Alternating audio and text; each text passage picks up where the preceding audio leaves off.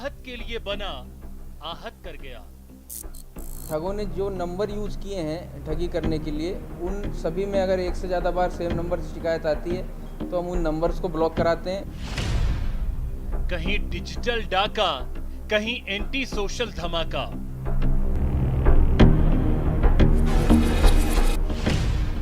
ये फ्रेंड तो फ्रॉड निकला।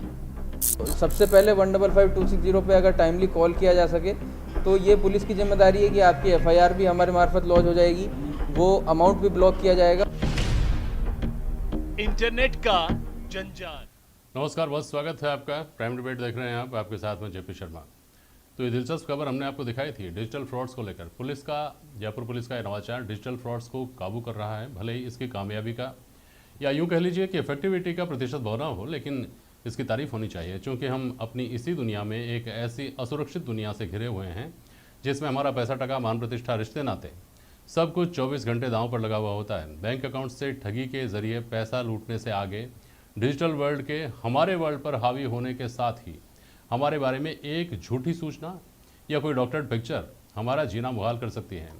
इस सब की रोकथाम के लिए कानून हैं, लेकिन उनके ज़रिए कितनी रोकथाम हो रही है, हो पाती है, हम सब जानते हैं। कोई परीक्षा का आयोजन हो या कानून व्यवस्था का कोई छोटा मोटा मामला पैदा हो जाए, सबसे पहले नेट को बंद करना पड़ता है। सामाजिक पहलू और भी चिंताजनक हैं। सोशल मीडिया हंसी भी बांटता है तो निराशा भी, गुस्सा भी परोसता है तो प्यार भी, और नफरत भी, और हाँ, सेक्स का तो खुला आसमान है ही। ऐसे में अपना अधिकांश समय सोशल मीडिया पर बिताने वाला इस दौर का आदमी अनजाने या अनचाहे किन शारीरिक और मानसिक बीमारियों को दावत दे रहा है, उसको खुद पता नहीं है। आज प्राइम डिबेट में चर्चा करेंगे इस पर। सवाल होंगे कि डिजिटल खतरों से निपटने के लिए फुल प्रूफ सिस्टम कब, स्थिति संवेदनशील हुई तो आखिर नेटबंदी से कब तक काम चलाते रहेंगे।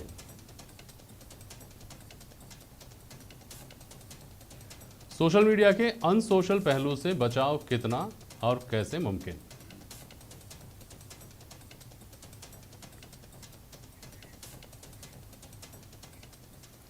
चंद्रकांत शर्मा जी हमारे साथ, आप सोशल मीडिया एक्सपर्ट हैं। अनिल गोठवाल साहब हैं, आप रिटायर्ड आईपीएस हैं। डॉक्टर कामिनी लड्ढा हमारे साथ जुड़ी हुई हैं, आप क्लिनिकल साइकोलॉजिस्ट हैं। और राजशेखर राजहरिया जी हैं, आप साइबर सुरक्षा के विश्लेषक हैं, एक्सपर्ट हैं। बहुत स्वागत करता हूं आप सभी का। गोठवाल साहब, पहले आपके पास आता हूं। जो ही कोई बैंक फ्रॉड होता है तो जिसके साथ फ्रॉड हुआ वो जितना समझता है उतना समझता है, उसके बाद वो कॉल सेंटर में फ़ोन करता है, वहाँ से उसको जितना कोऑपरेशन मिलता है और वहाँ वाले लोग जितना समझते हैं उतना समझते हैं, आखिरकार पहुँचता है थाने में, पुलिस के पास, और पुलिस को बताता है कि साहब ये हो गया, बचाइए, जितना हो सकता है उतना तुम्हारी सुरक्षा करिए। और वहाँ जो आदमी बैठा हुआ होता है वो आम तौर पर तो ABCD भी नहीं जानता कि किस तरह से साइबर फ्रॉड होते हैं, डिजिटल फ्रॉड होते हैं। ऐसा नहीं लगता आपको ईमानदारी से कि हमारे पुलिसिंग सिस्टम को इस मोर्चे पर अपडेट करने की बहुत ज़्यादा ज़रूरत है? गोठवाल साहब, आपने बिल्कुल सही कहा साहब। हमारे इस बारे में अभी तक तो विचार ही नहीं आया है। हमने एक प्रस्ताव दिया था 2 साल पहले कि आप अब जो कांस्टेबल की भर्ती हो रही है इसमें टेक्निकल कहीं ना कहीं एस्पेक्ट से कुछ कंप्यूटर एक्सपर्ट्स को भर्ती कीजिए और परमानेंट भर्ती होनी चाहिए। इसकी तरफ आज तक ध्यान नहीं गया। ना बाबू भर्ती हो रहे हैं, ना कंप्यूटर एक्सपर्ट भर्ती हो रहे हैं, ना कांस्टेबल जो है एक प्रत्येक थाने पे इस तरह का एक असिस्टेंस जो दे सकता हो इसको नेट के बारे में, सोशल मीडिया के बारे में जो भी असिस्टेंट मिल सकती है वो नहीं मिलती है। यहाँ जयपुर में थाना खुला हुआ है। कोई भी व्यक्ति, पीड़ित व्यक्ति के उसके पैसे चले गए, थाने पे ये बताया जाता है कि आप बैंक के अंदर लेके और आप रिपोर्ट करिए। बैंक पे जाता है वो पीड़ित व्यक्ति, तो वहाँ पर वो कहते हैं कि आप थाने पे जाके रिपोर्ट कराइए, उसके बाद मैं ब्लॉक कराऊंगा। कई बार तो उस व्यक्ति को ये मालूम नहीं होता कि मैं कौन से नंबर पे जाके ब्लॉक कराऊं। ये बात बिल्कुल सही है। और एक हमने मैं तो ये आपने जब पूछा स्पष्ट रूप से, तो मैं ये कहना चाह रहा हूँ कि हम अभी तक प्रिपेयर नहीं है, ना मेंटल है ना किसी टेक्निकल एक्सपर्ट। 5 लाख से ऊपर का कोई मामला आया है तो एक हमारा जो साइबर थाना बना है उसके ऊपर रिपोर्ट दर्ज करके और कार्रवाई करते हैं। और उसमें भी चूंकि ये फ्रॉड हो रहा है या नहीं, राजस्थान से बाहर, बिहार में, झारखंड में या वेस्ट बंगाल में, वहाँ जाती है पुलिस तो कई दफ़े खाली हाथ आती है, मिलता नहीं है। तो ये जो है एक हमारी एक वेदना है। और चूंकि इसके अंदर अब एक्सपर्ट्स भी हमारे आईपीएस नए नए आए हैं, उनका भी सजेशंस है। बिल्कुल। गर्ग साहब डीजी रहे थे, उन्होंने खूब प्रयास किए लेकिन भर्ती नाम पे कुछ भी नहीं किया।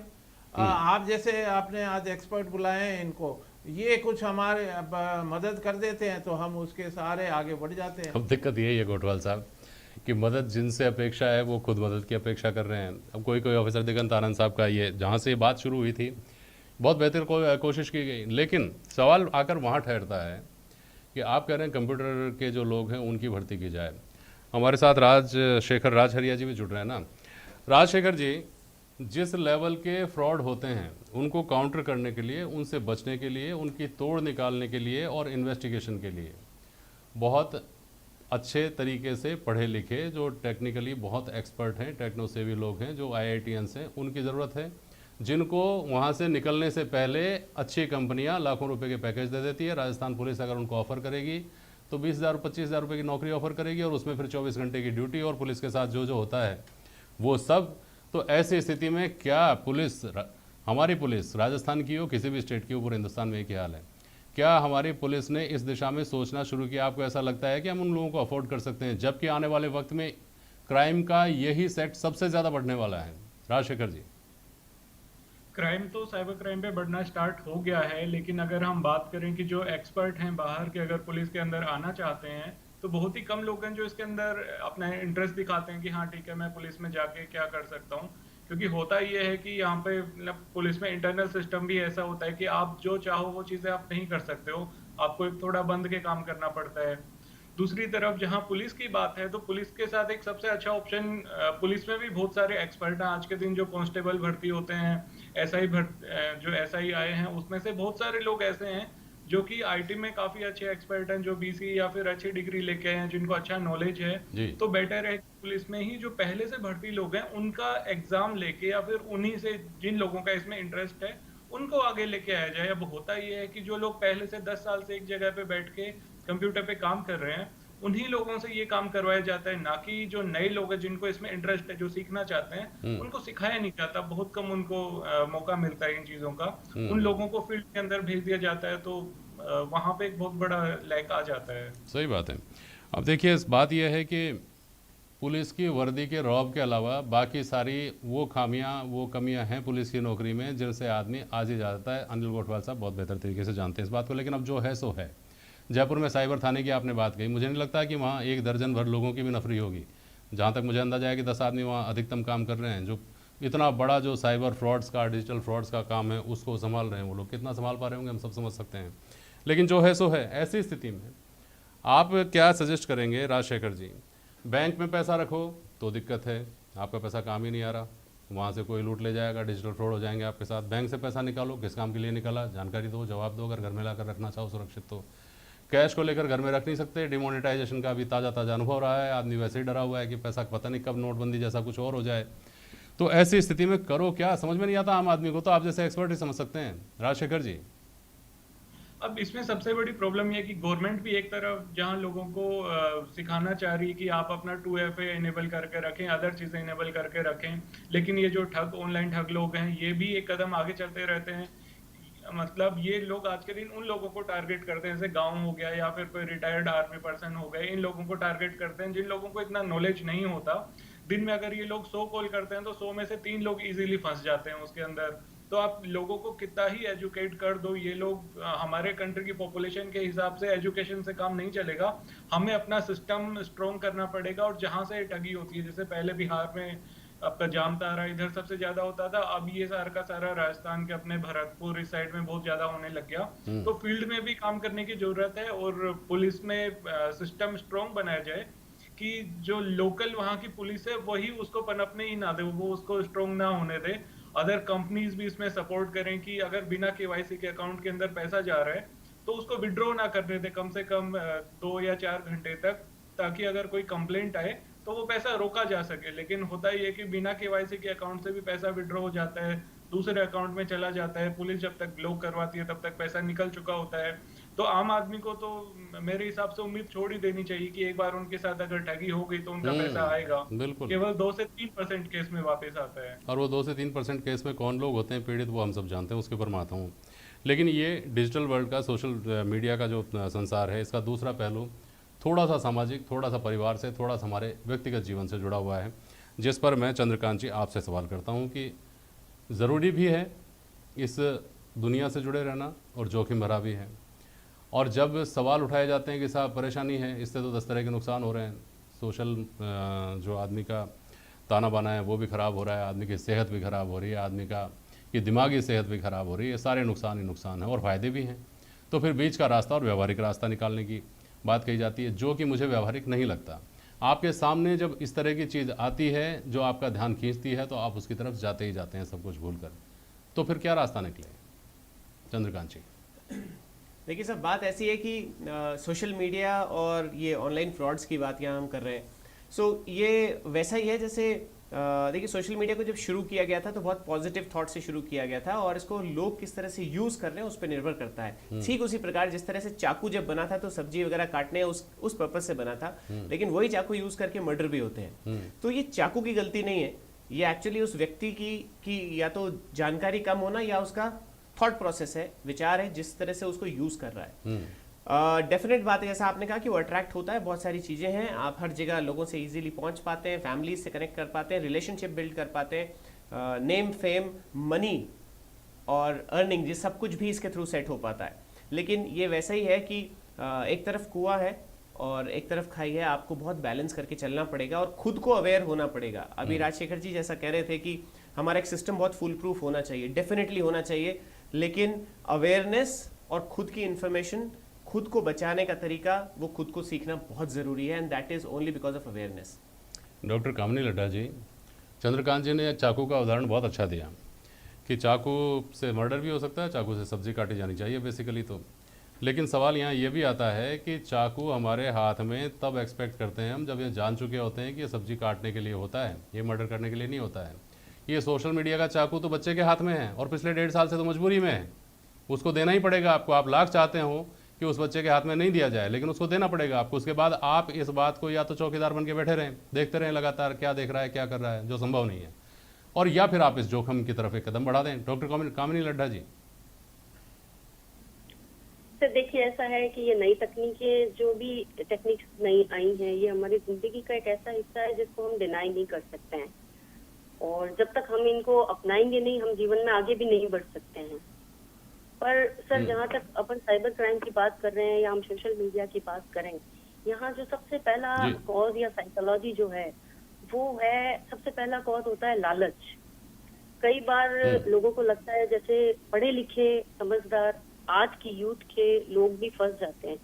वो कैसे कि जैसे उनको कोई ऑनलाइन ऑफर मिल गया कि हम आपको अमेरिका की कंपनी में जॉब कराएंगे, आपको वर्क फ्रॉम होम करना है, आपको घर बैठे पैसा मिलेगा, और उनको लगता है कि हम बड़ी बड़ी कंपनियों में अप्लाई करें, इतने जूते रगड़े, जैसा कि अभी सर ने कहा कि पुलिस की नौकरी 25,000 की होती है और उसमें 24 घंटे काम करना है, वहाँ घर बैठ के ही काम करना है, अब दोस्तों के बीच में अपनी धाक जमा सकते हैं। इस तरह की एक साइकोलॉजी आ जाती है कि आराम से घर पे बैठ के भी काम हो सकता है और पैसा भी कमाया जा सकता है, और उस चक्कर में वो फंसते जाते हैं आगे से आगे कि आप यहाँ पर जाएंगे, आपको इस फॉर्म के इतने पैसे देने हैं, इतने पैसे देने, ये सारी साइकोलॉजी है। उसके अलावा अगर अपन बैंकिंग वगैरह की बात करें तो लोग जो है वो अवेयरनेस नहीं होने की वजह से भी फंस जाते हैं। कई बार लोगों को पता ही नहीं है KYC बनानी है। अच्छा, बच्चों की अगर अपन बात करें तो बच्चों पे हम 24 घंटे की नजर नहीं रख सकते हैं, मगर ये हम जरूर कर सकते हैं कि वो अपने एजुकेशन के टाइम पे एजुकेशन करे। बट सोशल मीडिया पे, क्योंकि सोशल मीडिया एक ऐसा प्लेटफॉर्म है जहाँ सब कुछ खुला है, हम कैटेगराइज नहीं कर सकते उनको क्या देखना है, उनको क्या नहीं देखना है। यहाँ पर अगर आप देखेंगे बच्चों में अभी से ऐसी भावनाएं पैदा हो गई हैं, वो कुंठित हो गए हैं, अभी से बच्चों में डिप्रेशन आने लग गया है, क्योंकि इतने कंटिन्यूस आप देखेंगे कि रील्स चलती रहती हैं और उसमें कोई बहुत ही खूबसूरत दिख रहा है, कोई कैसे भी नाच रहा है, घर में होने वाली रोजमर्रा की चीजों को भी लोग सोशल मीडिया पे डाल देते हैं और ऐसे वीडियो वायरल भी हो जाते हैं और आप देखिए उनको लाखों व्यूज भी मिल जाते हैं। तो हर और बच्चों का मनोविज्ञान तो इतना प्रभावित हो रहा है कामिनी जी इससे छोटे छोटे बच्चे इस बात की चिंता करते हैं कि मेरे वीडियो पर कितने लाइक्स आ गए, मेरे वीडियो को कितने लोगों ने देखा, कितने व्यूज आ गए, कितने लोग शेयर हो गए फर्क इसके, पड़ता है, जिनको इतना कुछ फर्क हासिल पड़ता है नहीं कि होने अगर वाला है उन्होंने लाइक से, शेयर से। ये, और अगर कोई फेमस हो रहा है तो उसको इतना प्रभाव पड़ रहा है कि उसको फिर हर जगह फेमस होना है, और वो भी बिना एफर्ट्स के। बात ये तो नहीं ये है बेहद कि बेहद चिंता की और बहुत सावधानी से चलने की बात है, जैसा कि तलवार की धार की बात आपने कही चंद्रकांत शर्मा जी। जी, बिल्कुल। राजशेखर जी, देखिए एक चीज़ समझ में नहीं आती, जब कोई बैंक फ्रॉड होता है तो जिसके साथ फ्रॉड हुआ उसकी नासमझी को जिम्मेदार ठहरा दिया जाता है, पुलिस की अयोग्यता को या फिर पुलिस की निष्क्रियता को, पुलिस के अनबनेपन को जिम्मेदार ठहरा दिया जाता है। बैंकों को क्यों नहीं जिम्मेदार ठहराया जाता है कि आप जब तमाम तरह की कवायद करते हैं, KYC, AYC, सारे वाईसी आपको चाहिए, तो आप ऐसी व्यवस्था क्यों नहीं करते? आज किसी भी एंड्रॉइड फ़ोन में जब तक आप अपना फिंगरप्रिंट, थंब इंप्रेशन नहीं लगाते हैं तब तक वो नहीं खुलता। आपके इतने सारे इंतजाम हैं कि आपके फेस डिटेक्शन के बिना आपके फ़ोन्स नहीं खुलते। तो क्या इस तरह की चीज़ें डेवलप नहीं की जा सकती कि जो जिस व्यक्ति का खाता है वो जब तक अपने ये इस तरह से उसको अनलॉक नहीं करेगा तब तक उसके खाते को कोई छू नहीं सकता? क्या ये बहुत मुश्किल है? क्या आप एक्सपर्ट हैं चूंकि इसके? सर, ये चीज़ें मुश्किल बिल्कुल भी नहीं है, काफ़ी इजी चीज़ें हैं, बट ये है कि हाँ, इसके अंदर बैंक्स को या फिर बैंक की जो टेक्निकल टीम है उसको कुछ ज़्यादा टीम लगाना पड़ेगा, छोटा और इन्वेस्टमेंट होगा। बट आरबीआई की ऐसी कोई गाइडलाइन ना होने के कारण बैंक भी इस तरफ आगे नहीं जाते हैं। अगर आप आज के दिन सबसे अच्छा एग्जाम्पल देखें कि ठगी किस तरीके से ईजी हो सकती है, तो सारे के सारे बैंक आज के दिन व्हाट्सएप बैंकिंग के ऊपर आ चुके हैं। अगर आपका फ़ोन भी चोरी हो जाता है, किसी ने आपका व्हाट्सएप भी ओपन कर लिया, तो अगर आपका HDFC बैंक है, जो भी बैंक है उसमें अकाउंट है, आप हाई लिख के बैंक का नाम लिखोगे तो आपको सारी इन्फॉर्मेशन देना स्टार्ट कर देगा। तो यहाँ पे सिक्योरिटी को तो आप भूल ही जाइए, जब तक आरबीआई इनके लिए गाइडलाइन नहीं बनाएगा कि किसके साथ कुछ हुआ तो उसकी जिम्मेदारी किसकी होगी। अगर वहीं हम पेमेंट गेटवे वगैरह या फिर ये पेटीएम जो ये हैं, इनकी तरफ जाएं तो ये लोग भी ऐसा ही करते हैं, बिना KYC के अकाउंट पे भी आप सबसे ज्यादा फ्रॉड चलते हैं। दूसरी तरफ अगर हम मोबाइल की बात करें तो आप ये मानिए कि अगर आपके फोन के अंदर पेटीएम चल रहा है और 2-3 महीने बाद में आपने वो सिम यूज करना छोड़ दिया, उसके बाद में वही मोबाइल कंपनी आपका वही सिम किसी दूसरे जगह इंसान चला को दे। जाएगा। बिल्कुल सही बात है, सब कुछ चला गया आपका उसके साथ, अगर कोई सामने वाला आदमी तेज तर्रार है तो। चंद्रकांत जी, बहुत संक्षेप में जवाब दीजिएगा, बातें होकर रह जाती हैं। हिंदुस्तान में बताते हैं, ऐसे जुमले आते हैं, सुनने को मिलते हैं कि 80 करोड़ लोगों के पास तो स्मार्टफोन है और 1 करोड़ फेसबुक यूजर्स हैं। समझ सकते हैं ना इसका मतलब हम लोग? क्यों नहीं हो सकता ऐसा जो मैंने अभी सुझाव दिया कि हम इन चीज़ों को, जो बायोमेट्रिक्स हैं उनका इस्तेमाल कंपलसरी कर दें बैंक अकाउंट के लिए, या जो आप सोशल मीडिया पर अकाउंट बनाने जा रहे हैं वो सिर्फ एक मेल आपने आईडी बनाई और ठोका उसको और हो गए आप सोशल मीडिया पर आ गए। ऐसा क्यों? हम आधार कार्ड को क्यों नहीं उसके लिए ज़रूरी कर दें, ताकि अनिल कोटवाल जी को नेटबंदी नहीं करनी पड़े कि कोई कौन अफवाह फैला रहा है उस तक तो पहुँच सकें। आप बिल्कुल ठीक कह रहे हैं, ये बिल्कुल करना चाहिए ताकि ट्रैकिंग ईजी रहे और कहाँ से उसका इनिशिएशन हुआ है उसको इजीली बैक ट्रैक करके जाया जा सके। मेरे को नहीं लगता कि ये जो सामंजस्य है कोई मुश्किल चीज़ है, जैसे राजशेखर जी भी अभी कह रहे थे। So this should definitely be done. I believe it is easier, आसानी रहेगी पुलिस को भी बहुत ज़्यादा ट्रैक करने में, और जो इसके बारे में सोच रहे हैं ऐसा करने की, जिनका थॉट वैसा है, वो भी एक बार रुकेंगे इसको करके। ठीक है, अनिल कोटवाल साहब, क्या उम्मीद करनी चाहिए, क्या मतलब क्या दुआ करनी चाहिए कि बड़े लोगों के साथ ज़्यादा फ्रॉड हो, नेताओं के साथ हो, जो नीति निर्धारक हैं उनके साथ हो, अफसरों के साथ हो, जैसे जामताड़ा में भी हुआ था, 2 दिन के अंदर अंदर किसी IPS के साथ फ्रॉड हुआ तो रिकवरी हो गई, उन लोगों के साथ हो तो शायद कोई इस दिशा में सोचे, तो शायद इस मामले में कुछ कार्रवाई हो। क्यों कोटवाल साहब? नहीं, इसके अंदर मैं गहराई में गया था, एक बात आपको बताना चाह रहा हूँ, और इतना सा है कि ये इंश्योरेंस कंपनियां, मतलब बैंक भी इंश्योरेंस करा रहे हैं, तो ये जो पैसा बैंक का लग रहा है ये नहीं लग रहा है, ये इंश्योर्ड मनी से ये पे कर रहे हैं। तो ये एक सबसे बड़ी दिक्कत वाली बात है कि बैंक का भी कुछ नहीं बिगड़ रहा है। हाँ, इसलिए वो भी निश्चिंत है। चलिए, बहुत शुक्रिया आप सभी का आज प्राइम डिबेट में शामिल होने के लिए। समय खत्म हो गया है, आज के लिए बस इतना ही। नमस्कार।